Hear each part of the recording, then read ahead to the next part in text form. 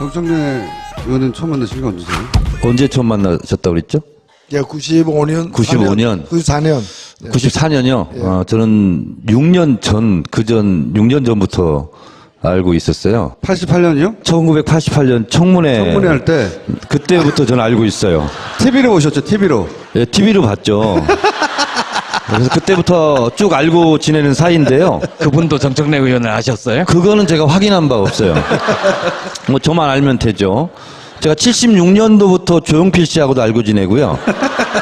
88년부터 노무현 대통령 알고 지내는데 저는 사실 노무현 대통령을 옆에서 제가 이렇게 도와드렸거나 뭐 일을 같이 하거나 그런 경험은 없어요. 이제 제 친구들이 주로 많이 했죠. 그래서 이번에 민정비서관이 된 백원우, 그 이제 저희 전대협 같은 친구인데 그렇게 어떤 때는 노변이라고 그랬다가 어떤 때는 노장관이라고 그랬다가 그렇게 칭찬을 많이 하더라고요. 그래서 그런가 보다 역시 내가 이분을 하고 그전부터 알고 지내기를 잘했다 이런 생각은 하고 정식으로 인사를 드린 것은 제가 초선 국회의원이 됐을 때 그때 저희가 당선자 시절에 청와대로 초청을 받았는데 저희들끼리 이제 스탠딩으로 서서 막 커피 마시고 이렇게 했는데 예고 없이 노무현 대통령이 이렇게 걸어오시잖아요. 이렇게 걸어오시더라고요.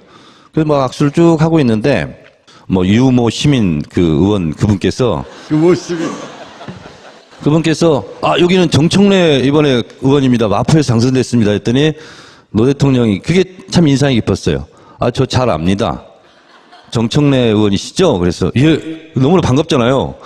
그랬더니 그때 제가 이제 이 인터넷 논객으로 제가 활동할 때인데 제 글을 잘 읽어보고 계시다고 그래서 너무나 감사했었고 근데 제가 좀 한 가지 좀 이렇게 한이 좀 된 것은 제가 초선 국회의원 됐을 때 사실 저는 언론 개혁을 하려고 들어갔었는데 제가 국방위로 배정이 됐었어요. 근데 국방위로 배정이 됐는데 이제 청와대에서도 그걸 좀 관심 있게 알아보나 봐요. 왜냐하면 노무현 대통령이 워낙 언론 개혁에 관심이 많으시니까 문광이 딱 보니까 제가 빠진 거예요. 그래서 아마 청와대에서 정청래는 문광위로 가서 언론 개혁을 하라 이렇게 말씀을 하셔서 제가 국방위에서 같이 갑자기 이제 문광위로 가서 이제 활동을 하게 됐는데 그 결과로 사실은 17대 활동하고 18대 때 조선일보, 문화일보 그 보도 사건 때문에 제가 떨어졌잖아요. 조정동하고 그때 인터뷰를 한 번도 안 하셨었죠? 네, 지금도 안 했는데 근데 그것을 KBS 미디어 포커스에서 총선 끝난 지 3일 후에 정청래가 억울하게 보복 기사로 떨어졌다 하는 걸 보도를 한 번 했는데 6월 달에 다시 한 번 또 했어요. 그때 노회찬 의원님도 기억하시겠지만 정현주 사장 쫓겨나고 막 이러기 직전에 근데 그걸 봉화마을에서 그걸 보셨나 봐요. 근데 강금원 회장이 돌아가셨죠. 강금원 회장이 지금 노 대통령하고 KBS 미디어 포커스를 보고 있는데 정청래 의원이 이렇게 억울하게 떨어진지 미처 몰랐다. 그러니까 정청래 의원을 한번 오라고 그래라. 그래서 전화가 그 TV 시청하고 있는데 왔어요. 근데 저는 그때 중국 유학을 준비하고 있었거든요. 그래서 시간을 못 잡고 원래는 화요일 날 내려와서 수요일 날 1박 2일로 소주 한잔 하자. 그렇게 했었는데 유학 일정이 또 잡혀 있고 그래서 제가 못 내려갔어요. 오라고 했는데 그리고 나서 그 다음에 이제 그런 비보를 제가 접했는데 그럴 줄 알았으면 내려갔어야 되는데 그걸 누가 알았겠어요. 그래서 동아에 갔는데 그게 제일 걸렸고 지금도 좀 약간 저에게는 한으로 좀 남아 있습니다. 청와대 처음 가셨던 날 그날이 청와대에서 님을 위한 행진곡 부르신 날인가요? 사실 저는 개인적으로 노무현 대통령한테 감사한 게 원래 공천권은 개파 보스가 하거나 당대표가 하거나 그렇게 했는데 노무현 대통령이 여러 가지 업적이 있지만 정치개혁 그리고 공천권을 지역 주민에게 돌려주자. 그래서 경선이라는 제도를 도입하게 됐는데 지금은 새누리당도 다 경선하고 그랬지 않습니까? 뭐 김무성도 경선했잖아요. 근데 사실은 노무현 대통령이 처음 그때 시도를 해서 그 덕분에 사실은 제가 경선을 통해서 국회의원이 된 거죠. 그래서 17대 무슨 저희들 보고 탄돌이라고 막 그렇게 하는데 그 말도 맞지만 실제로는 경선돌이에요. 제가 경선을 하지 않았으면 공천을 받기 어려운 사람이었는데 그런 면에서는 노무현 대통령이 닦아놓은 길에 저희들이 들어서서 정치를 할 수 있게 된 점은 개인적으로 또 감사드리고 있죠. 이 초기를 비교하면 어떨까요? 노무현 정부 초기 출범한 이후에 한 2, 3주하고 문재인 정부 출범 이후에 한 2, 3주를 비교해보면 어때요? 되돌아보시면? 기억을 되살려 보면 2002년 12월 19일 날 지금하고는 좀 다른 진짜 가슴 졸임과 떨림 이러면서 거의 뭐 탄성과 괴성을 지르면서 서로 부둥켜 안고 울고 막 이랬던 저도 기억이 납니다. 동아일보 앞에서 저는 그걸 전광판으로 보다가 여의도 당사 앞으로 막 달려가서 막 진짜 막 울고불고 막 했던 그런 기억이 나요. 그만큼 굉장히 감격적이었고 그랬는데 이번에는 이길 줄 알아서 그랬는지 그때만큼 그것보다는 좀 저는 마음속으로 좀 멍한 그런 느낌이었는데 노무현 대통령 때는 집권 이후에 검사와의 대화에서 보듯이 굉장히 사방팔방이 온갖 거의 뭐 적들로 둘러싸여 있고 또 조중동이 버티고 있었고 그리고 결정적으로 지금은 굉장히 문재인 대통령은 저는 행복하다고 보는데 그때는 파파이스도 없었어요. 무슨 인터넷 게시판 노사모는 있었지만 굉장히 그 노무현 대통령을 방어해주고 지켜주고 이런 힘이 실제로 미약했었고 또 노무현 대통령을 뽑았던 사람들조차 그때는 노무현 대통령을 지켜주자 이런 것보다는 얼마나 잘하나 두고 보자 뭐 이런 생각이 있었고 그래서 노무현 대통령이 취임 1주년 기념으로 그때 당시 문화일보 대기자였던 도올 김영옥 선생이 청와대에 들어가서 인터뷰를 합니다. 1년 동안 가장 힘들었던 게 뭐냐라고 물었을 때 노무현 대통령이 이렇게 답변을 해요. 나를 지지했던 그리고 나를 도와줬던 야권 진보 개혁 진영이 아픈 소리 하는데 가장 그것이 괴롭고 힘들다. 이렇게 얘기를 하세요. 그러니까 노무현 대통령 집권 초기에는 기존 관료도 기존 기득권도 그리고 심지어 노무현 대통령을 지지하고 찍었던 사람들도 적극적으로 지키거나 도와주고자 하는 그런 흐름이 저는 없었다. 그래서 고립돼 있었다. 이런 느낌인데 반해서 지금은 문재인 대통령은 그때에 비하면 백마탄 왕자는 아닐지라도 복을 타고난 왕자다. 이런 느낌이 저는 들어요. 지금 종편은 원래 종일 편파 방송이잖아요. 종편은 지금도 편파 방송을 해요. 그냥 문재인 대통령 어떻게 하면 잘 보이려고 막 띄우고 내가 봤을 땐 별것도 아닌 거 가지고도 막 부풀려서 미담으로 하고 어용 방송이 됐어요. 그러니까요. 저는 판도라 지금 나가고 있잖아요. 제가 이번 주에도 사람 사는 세상 그 노래를 불렀거든요. 안 끊고 다 틀어줘요.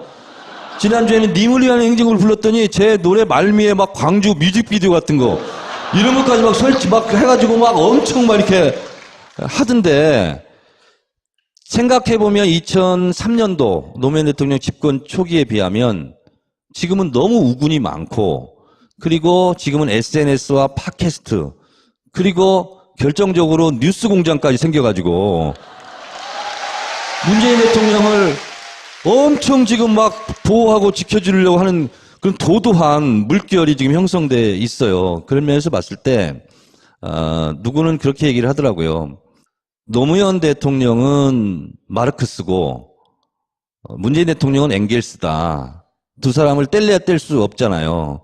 그런데 노무현 대통령은 어렵게 이 시대를 개척해온 파이오니아, 개척자라면 어떻게 보면 그런 기반 위에 문재인 대통령은 제가 이건 공부해 왔습니다. 모더레이터, 회의를 주재하고 다 듣고 경청하고 그리고 결단해서 실천하고 이러한 환경의 변화 이런 게 두 분의 가는 방향은 같지만 주변 환경에 따라서 이렇게 좀 다른 것 같다. 그런 느낌이 드는데 노회찬 의원님은 100% 동의하실 거라고 생각합니다.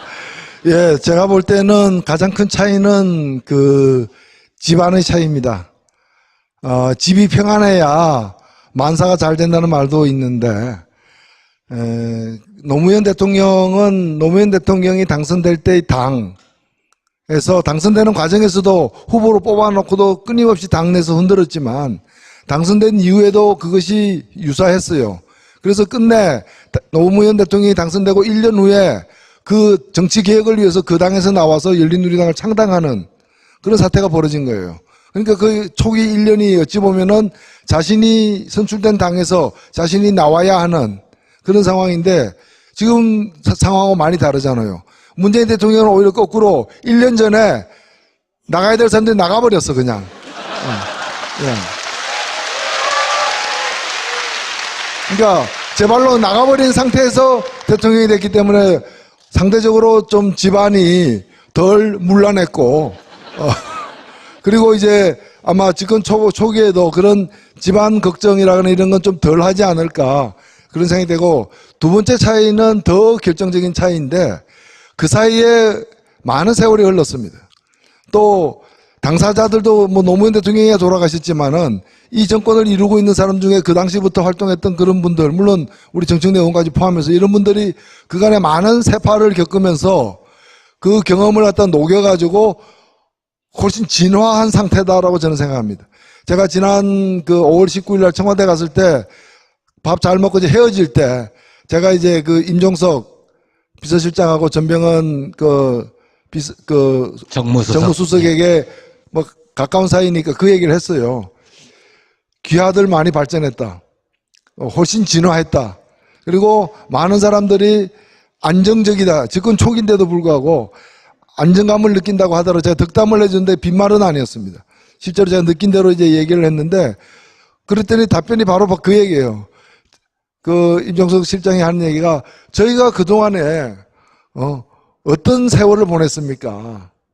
봄, 여름, 가을, 겨울 뭐 북풍 한설부터 모진 풍파 다 거치면서 여기까지 오는 그 과정에서 물론 그래도 부족함이 있을 수 있겠지만은 뭐 그래서 저는 굉장히 이 다른 게 노무현의 캐릭터와 문재인의 캐릭터가 다르다고 수평적으로 볼 문제가 아니라 그로부터 벌써 4, 5년이 지난 후의 문재인인 거죠. 아마 노무현 대통령 살아계셨다 하더라도 지금이 또 그때하고 달랐을 거 아니겠어요. 뭐 그런 점에서 저는 국민이 달라졌죠. 네, 국민들도 달라졌고 많은 부분들이 이제 세상 자체가 더 시프트했다 이게. 앞으로 이렇게 이동했다. 물론 아직 못 따라오고 있는 이렇게 분들도 굉장히 많지만은 뭐 우리가 뒤돌아볼 여유는 없는 것이고 예, 세상 자체가 저는 굉장히 진화해 가고 있다 이렇게 생각이 됩니다. 사실은 김어준 우리 총수도 그 2000년대 초반에 제가 그 서교동 이런 데서 길거리에서 점심 때려 보면은 그때보다 많이 진화했어요, 사실은. 어떻게 진화했나요? 복근이 진화했어요, 제가. 복부 쪽이. 지지율이라는 건 흔들리게 돼 있어요. 왜냐하면 지금까지는 선언하고 몇 명 인사하고 상징을 보여주는 데 그쳤지만 이제 구체적 정책에 들어가고 또 야당과 부딪히고 견해가 갈리는 사안이 등장하고 하면 지지율이 흔들릴 수 있잖아요, 당연히. 흔들릴 수 있습니다. 앞으로 이 문재인 정부가 성공하기 위해서 주의해야 할 점이라고 할까요? 뭐 지금은 아주 잘 하고 있기도 하고 또 초기입니다. 초기인데 마냥 지금처럼 날이 화창할 것인가 그렇지는 않을 것이라고 생각됩니다. 먼저 장관 인선 정도 가면 장관은 수가 많지 않습니까? 국무위원들. 지금까지 인선이 굉장히 저도 정말 감동할 정도로 짜릿짜릿하게 그런 전율을 느낄 정도로 아주 통쾌한 그런 인선들이 여러 건 있었다고 생각되는데 앞으로 이제 장관들이 많아지면 또 그런 분들 또 과거 살아온 흔적 조사하다 보면 뭐 또 이런 게 점점 많게 나올 거라고 보여집니다. 그리고 본격적으로 이제 국회와 법을 통과시키는 문제와 부닥치게 되면은 지금 뭐 아시다시피 여소야대이고 또 상대가 뭐 망했다고 하지만은 부자 망해도 3년 간다고 망했다고 하지만 그 근성들은 남아 있어가지고 끊임없이 이제 좀 곤란한 상황들이 앞으로 나타날 수 있습니다. 그러니까 오늘은 화창하지만 장마전선은 몰려오는 그런 측면도 사실 있는데 저는 몇 가지만 좀 당부를 드리자면은 이 정부가 권위주의적인 정부가 전혀 아니잖아요. 아니기 때문에 오히려 권위적인 정부가 아닌 정부의 약점. 그러니까 너도 나도 이제 다 한마디씩 하는 특히 팀 내에서 국무위원들 내에서 주요 핵심 책임자들 선에서 너도 나도 뭐 내 생각에는 왜냐하면 그런 게 허용되니까. 허용되는 거는 민주적이고 좋은 일이고 진전된 상황이지만은 그게 너무 또 이렇게 중구난방으로 갈 때는 감당하기 힘들 수 있다. 통제되지 않은 메시지가 네, 막 나올 수 예, 있다. 그리고 지금 요 며칠 좋은 거를 가지고 너무 그 좋은 건 좋은 거라고 우리가 얘기해야 되지만 이 가지 많은 나무가 뭐 바람 잘 날 없다라고 얘기하자면 대추나무 같이 대추나무가 아마 열매가 가장 많이 열리는 나무 중에 하나일 거예요. 그러니까 사람이 많아지면 많아질수록 별일이 다 그 내에서 발생할 수 있는데 그걸 여하이 잘 중심 잡고 통제해서 가느냐라는 그런 문제고 그러면 또 하나는 뭔가 하면은 자전거 처음 배우는 사람들이 제일 잘 넘어지는 이유가 뭔가 하면은 안 넘어지려고 핸들을 갖다가 좌로 우로 꺾기 때문이에요. 그냥 자전거 처음 배우는 사람들은 눈 딱 감고 그냥 핸들 생각하지 말고 바퀴를 갖다가 페달을 갖다가 신껏 자꾸 밟아서 추동력이 생기면은 오히려 덜 쓰러지게 되는데 추동력을 갖다가 페달을 밟을 생각은 못하고 핸들만 자꾸 안 넘어지려고 균형 잡으려고 반대 방향으로 돌리다 보면 자꾸 넘어지는 거거든요. 그런 점에서 저는 그 웬만한 그런 이제 좀 이러저러한 난관들이 앞으로 발생할 텐데 그 초기에 어떤 그 신념과 그 목표에 대해서 좀 강한 좀 믿음을 갖고서 밀고 나갈 필요가 있다. 그 하나하나에 대해서 일희일비하면서 이 눈치 보고 저기서 뭐라 그러면서 이렇게 또 해줬다가 이런 식으로 가서는 안 된다는 거죠. 그래서 정의당은 야당인데 야당의 입장에서도 가장 잘한 점 하나만 꼽으면 뭐가 있습니까? 저는 뭐 하나가 아니기 때문에 말하기 굉장히 힘든데요. 일단은 실천적 행보, 숱한 공약을 말로 내뱉던데 실천적 행보를 일자리로 삼고 그냥 한번 전시 효과로 끝나는 게 아니라 일자리위원회를 만들었죠. 그 다음에 인천공항에 갔죠. 그 다음에 또 상황화 만들었죠. 경청에서 덤벼드니까 또 한번 오늘 이렇게 밟았죠. 뭐 이런, 계속해서 이렇게, 제가 제일 당부적으로 싶은 건 뭔가 하면은 임전무퇴. 예. 우리가 이제, 그 정신으로, 화랑도 정신으로 나아가야 되는 게 아닌가 이렇게 생각이 듭니다. 어떻게 합니까, 의원님? 좋은 거 다 말해버렸는데. 아니, 제가 하고 싶은 얘기를 절반을 다 했어요. 사실은 오늘도 위기입니다. 왜냐면, 제가 아까 들어오기 전에 여쭤봤는데, 야사당은 벌써 비서실장 사과가지고 우리는 못 받아들이겠다. 수용 불가 입장을 이제 했고요. 그러니까 지금 잘 나가고 있을 때 대통령을 한번 좀 기스내겠다. 이건 당연히 야당에서 하는데요. 인사청문회 내내가 위기이고요. 그리고 저는 인사청문회 위기는 지금 집권 초반기의 지지율로서 어느 정도 헤쳐나갈 거라고 보고 있는데요. 이제 진정으로 아까 말씀하셨지만 법을 다루는 정기국회, 국정감사 이때가 아마 1차 위기가 저는 좀 닥칠 거라고 보고요.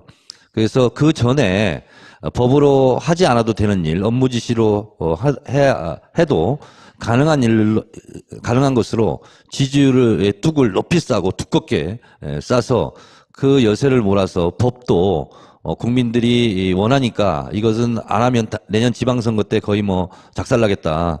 이런 의식이 들 수 있을 정도로 저는 일단 정기국회 때까지는 힘차게 밀고 나갔으면 좋겠다 이런 거고요. 야당은 대통령과 여당을 저는 호시탐탐 실수하기를 기다릴 거라고 좀 보고 그리고 그것이 아니더라도 법 통과는 지금 더불어민주당 가지고 안 되고 정의당까지 합쳐도 안 돼요. 미안하지만. 그래서 그때 야당이 지금 힘을 모아서 그때 한번 힘겨루기를 본격적으로 저는 하리라고 보고 있습니다. 오로지 대통령의 국정 지지도 저는 이것만이 문재인 대통령이 살 길이다 그런 생각이 좀 드는데 어디서 그런 걸 제가 본 적이 있는데 노무현 대통령은 사람을 말로 설득을 한대요. 근데 설득이 또 안 되기도 하고 또 적도 또 만들기도 하고 근데 문재인 대통령의 리더십은 아주 묘한 리더십인데 그냥 눈을 껌뻑껌뻑하면 사람들이 아유 그냥 들어줘야지 뭐 이런 지금까지 한 번도 우리 보지 못한 묘한 리더십을 가지고 있다고 그럽니다. 근데 그것이 국회에서는 잘 안 통해요. 국민들한테는 아주 잘 통하거든요.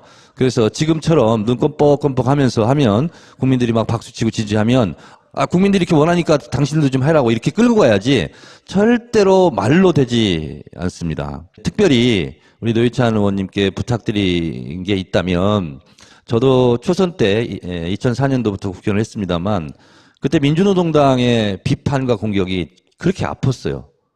그리고 사실 비판받을 것도 있었고 저도 뭐 이라크 파병은 같이 반대하고 그랬었는데 좀 이렇게 전략적으로 비판을 좀 해주셨으면 그리고 진보 언론 같은 경우 지금 뭐 많은 지지자들께서 이렇게 저렇게 좀 불만도 있고 그런데 진보 언론에서도 좀 전략 전술적으로 이렇게 잘 해주셨으면 감사하겠고 잘하는 것은 문재인 대통령 덕이고요. 혹시 집권 여당이 잘못하는 거 있으면 당을 대표해서 제가 다 사과드리고 할 테니 저한테 문자 보내시고 항의 문자 보내시고 그렇게 해주시기 바랍니다. 네, 고맙습니다. 의원님이 정의당에 대해서 한마디 하셔가지고 답변을 하고 가셔야 되는 거 아닙니까? 아니요, 뭐 요즘에 저는 사실 뭐 좀 위태롭다는 얘기를 많이 듣습니다. 이제 왜 그렇게 칭찬만 하느냐. 그런데 칭찬할 일이 있으니까 칭찬하는 건데 그러면 칭찬할 일을 좀 적게 해주세요. 뭐 가끔 하세요. 뭐 너무 자주 하지 마세요. 이렇게 얘기할 수는 없는 거 아니에요. 없는 거고 그리고 물론 저는 과거에 대해서는 있는 대로 뭐 평가를 받으면 된다고 보고요. 제가 특별히 변명하거나 해명할 일은 아니라 보는데 그때와의 차이는 뭔가면은 그때는 확실히 정책적 차이가 꽤 있었습니다. 특히 경제 문제와 관련해 가지고는 사실 차이가 있었고 특히 IMF를 건너온 지 얼마 안 되는 상황이었기 때문에 더욱 그래야 했고 또 우리나라 경제 관료들이 오랫동안 이제 그 관성을 가지고 오던 그것이 유지되던 상황이었다고 저는 봅니다. 그런데 지금은 굉장히 많이 가까워졌어요. 오히려 뭐 솔직히 정의당과 같은 작은 정당은 좀 그 존재의 위협을 느낄 정도로 굉장히 가까워졌어요. 저는 이번에도 청와대에서 그 비정규직 문제를 얘기를 하는데 사실 언론에 소개 안 된 깊은 데까지 얘기를 했는데 굉장히 뭐 거의 같다라고 이렇게 사실 생각이 들 정도로 잘 좀 정리가 되어 있는 것 같아서 사실 그게 저희들 속으로 지금 고민입니다, 이게. 그때서 뭐 없는 차이를 일부러 만들 이유는 없는 것이고. 근데 다만 저는 이제 대한민국 정치가 꼭 상대가 지금 민주당이어서가 아니라 그 누구라 할지라도 잘한 건 확실히 잘했다 그러고 비판할 건 예리하게 비판하되 흠이 있더라도 이게 좀 큰 흠이 아니고 작은 흠 같으면은 넘어갈 때 넘어가 주는 것이 그게 일상이 돼야 된다고 생각합니다, 저는. 자, 두 분 여기까지 하겠습니다. 감사합니다. 그런데 유학 일정이 또 잡혀 있고 그래서 제가 못 내려갔어요. 오라고 했는데 그리고 나서 그 다음에 이제 그런 비보를 제가 접했는데 그럴 줄 알았으면 내려갔어야 되는데 그걸 누가 알았겠어요. 그래서 봉화에 갔는데 그게 제일 걸렸고 지금도 좀 약간 저에게는 한으로 좀 남아 있습니다. 청와대 처음 가셨던 날, 그날이 청와대에서 님을 위한 행진곡 부르신 날인가요? 사실 저는 개인적으로 노무현 대통령한테 감사한 게 원래 공천권은 개파 보스가 하거나 당대표가 하거나 그렇게 했는데 노무현 대통령이 여러 가지 업적이 있지만 정치개혁 그리고 공천권을 지역 주민에게 돌려주자. 그래서 경선이라는 제도를 도입하게 됐는데 지금은 새누리당도 다 경선하고 그랬지 않습니까? 뭐 김무성도 경선했잖아요. 근데 이게 사실은 노무현 대통령이 처음 그때 시도를 해서 그 덕분에 사실은 제가 경선을 통해서 국회의원이 된 거죠. 그래서 17대 무슨 저희들 보고 탄돌이라고 막 그렇게 하는데 그 말도 맞지만 실제로는 경선돌이에요. 제가 경선을 하지 않았으면 공천을 받기 어려운 사람이었는데 그런 면에서는 노무현 대통령이 닦아놓은 길에 저희들이 들어서서 정치를 할 수 있게 된 점은 개인적으로 또 감사드리고 있죠. 이 초기를 비교하면 어떨까요? 노무현 정부 초기 출범한 이후에 한 2, 3주하고 문재인 정부 출범 이후에 한 2, 3주를 비교해보면 어때요? 되돌아보시면? 기억을 되살려 보면 2002년 12월 19일 그리고 나를 도와줬던 야권 진보 개혁 진영이 아픈 소리 하는데 가장 그것이 괴롭고 힘들다 이렇게 얘기를 하세요. 그러니까 노무현 대통령 집권 초기에는 기존 관료도 기존 기득권도 그리고 심지어 노무현 대통령을 지지하고 찍었던 사람들도 적극적으로 지키거나 도와주고자 하는 그런 흐름이 저는 없었다. 그래서 고립돼 있었다 이런 느낌인데 반해서 지금은 문재인 대통령은 그때에 비하면 백마탄 왕자는 아닐지라도 복을 타고난 왕자다 이런 느낌이 저는 들어요. 지금 종편은 원래 종일 편파 방송이잖아요. 종편은 지금도 편파 방송을 해요. 그냥 문재인 대통령 어떻게 하면 잘 보이려고 막 띄우고, 내가 봤을 땐 별것도 아닌 거 가지고도 막 부풀려서 미담으로 하고. 어용 방송이 됐어요. 그러니까요. 저는 판도라 지금 나가고 있잖아요. 제가 이번 주에도 사람 사는 세상 그 노래를 불렀거든요. 안 끊고 다 틀어줘요.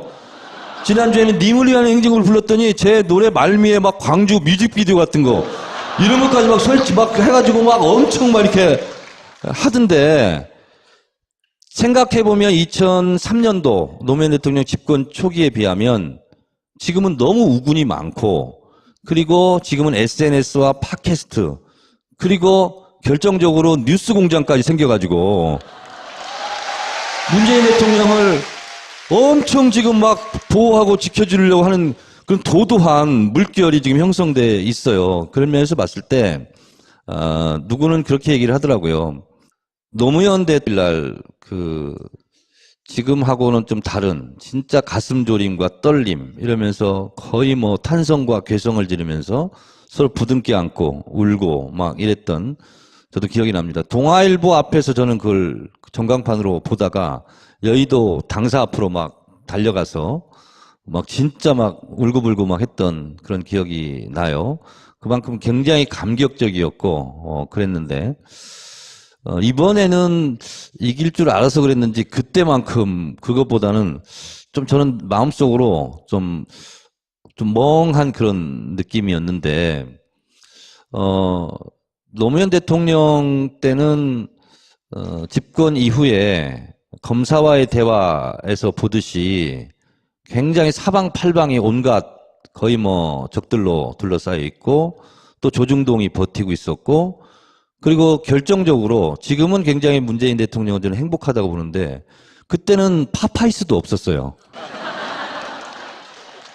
무슨 인터넷 게시판 노사모는 있었지만 굉장히 그 노무현 대통령을 방어해주고 지켜주고 이런 힘이 실제로 미약했었고, 또 노무현 대통령을 뽑았던 사람들조차 그때는 노무현 대통령을 지켜주자 이런 것보다는 얼마나 잘하나 두고 보자 뭐 이런 생각이 있었고, 그래서 노무현 대통령이 취임 1주년 기념으로 그때 당시 문화일보 대기자였던 도올 김영옥 선생이 청와대에 들어가서 인터뷰를 합니다.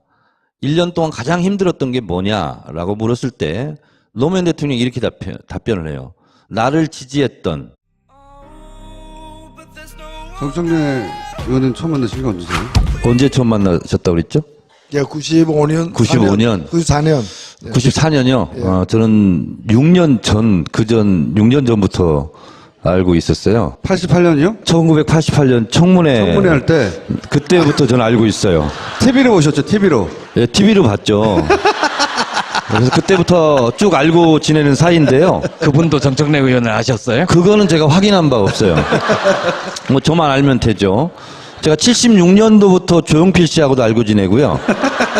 88년부터 노무현 대통령 알고 지내는데, 저는 사실 노무현 대통령을 옆에서 제가 이렇게 도와드렸거나 뭐 일을 같이 하거나 그런 경험은 없어요. 이제 제 친구들이 주로 많이 했죠. 그래서 이번에 민정비서관이 된 백원우, 그 이제 저희 전대협 같은 친구인데, 그렇게 어떤 때는 노변이라고 그랬다가 어떤 때는 노장관이라고 그랬다가 그렇게 칭찬을 많이 하더라고요. 그래서 그런가 보다. 역시 내가 이분을 하고 그전부터 알고 지내기를 잘했다.